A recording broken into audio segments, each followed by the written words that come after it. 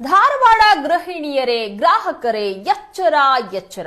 ನಿಮ್ಮ ಮನೆಗೆ ಬರುವಂತಹ ಸಿಲಿಂಡರ್ ಸಂಪೂರ್ಣವಾಗಿ ಭರ್ತಿ ಆಗಿದೆಯಾ ಅಂತ ಚೆಕ್ ಮಾಡಿಕೊಳ್ಳಿ.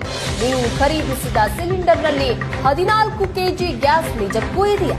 ಧಾರವಾಡದಲ್ಲಿ ಎಗ್ಗಿಲ್ಲದೆ ನಡೀತಾ ಇದೆ ಗ್ಯಾಸ್ ರೀಫಿಲ್ಲಿಂಗ್ ದಂಧೆ. ಗ್ರಾಹಕರ ಸಿಲಿಂಡರ್ನಲ್ಲಿ ಗ್ಯಾಸ್ ಕದ್ದು ಅಕ್ರಮವಾಗಿ ಅದನ್ನ ಮಾರಾಟ ಮಾಡಲಾಗ್ತಾ ಇದೆ. ಧಾರವಾಡ ತಾಲೂಕಿನ ಕ್ಯಾರಕೊಪ್ಪ ಗ್ರಾಮದ ವ್ಯಾಪ್ತಿಯಲ್ಲಿ ಈ ಗ್ಯಾಸ್ ಅಕ್ರಮ ನಡೀತಾ ಇದೆ.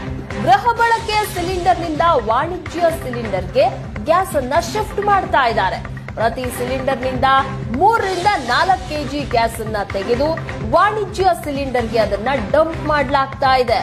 ಸಚಿನ್ ಸಜ್ಜನ್ಗೆ ಸೇರಿರುವಂತಹ ಬನಶಂಕರಿ ಗ್ಯಾಸ್ ಏಜೆನ್ಸಿಯಲ್ಲಿ ನಡೀತಾ ಇರುವಂತಹ ಘಟನೆ ಇದು. ಕಳೆದ 15 ದಿನದ ಹಿಂದಷ್ಟೇ ರೇಡ್ ಮಾಡಲಾಗಿತ್ತು ಬನಶಂಕರಿ ಏಜೆನ್ಸಿಯನ್ನ. ಇದೀಗ ಮತ್ತೆ ರೀಫಿಲ್ಲಿಂಗ್ ದಂಧೆಯನ್ನ ಆರಂಭ ಮಾಡಿದೆ ಈ ಏಜೆನ್ಸಿ. ಏಷ್ಯಾನೆಟ್ ಸುವರ್ಣ ನ್ಯೂಸ್ ಕ್ಯಾಮೆರಾ ಕಂಡು ತೋಟದ ಮನೆಯಿಂದ ದೌಡಾಯಿಸಲಾಗಿದೆ. ಧಾರವಾಡದಲ್ಲಿ ಎಗ್ಗಿಲ್ಲದೆ ಗ್ಯಾಸ್ ರೀಫಿಲ್ಲಿಂಗ್ ದಂಧೆ ನಡೀತಾ ಇದೆ. ಗೃಹ ಬಳಕೆ ಸಿಲಿಂಡರ್ನಿಂದ ವಾಣಿಜ್ಯ ಸಿಲಿಂಡರ್ಗೆ ಗ್ಯಾಸ್ ಅನ್ನ ಶಿಫ್ಟ್ ಮಾಡ್ತಾ ಇದ್ದಾರೆ.